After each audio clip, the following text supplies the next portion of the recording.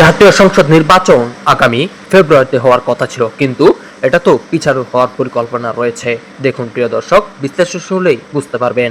জুলাই জাতীয় সংসদ স্বাক্ষর পরবর্তী রাজনীতি, আগামী জাতীয় নির্বাচন, ইসলামীপন্থীদের জোটবদ্ধ হওয়া সহ বিভিন্ন বিষয়ে প্রথম আলোর সঙ্গে কথা বলেছেন ইসলামী আন্দোলন বাংলাদেশের জ্যেষ্ঠ যুগ্ম মহাসচিব আতাউর রহমান। তার সাক্ষাৎকারে নিয়েছেন আসিফ হাওলাদার। জুলাই সনদ বাস্তবায়নের পদ্ধতি বিষয়টা সমাধান হয়েছে।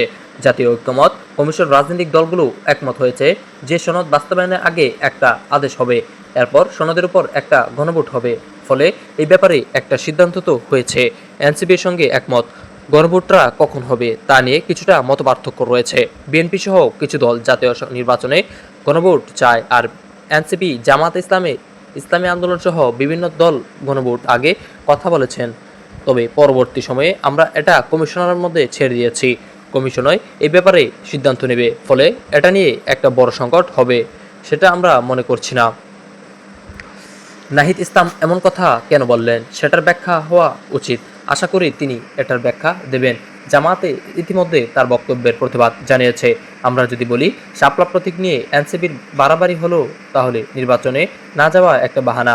তারা কি এটা ভালোভাবে নেবে? প্রত্যেকেরই আলাদা চিন্তা ও রাজনীতি রয়েছে, কিন্তু আমাদের দাবির বিষয় সম্পর্কে প্রতারণা বা এই ধরনের কথা বলা, এগুলো আমাদের রাজনীতি ভাষা মনে করি না।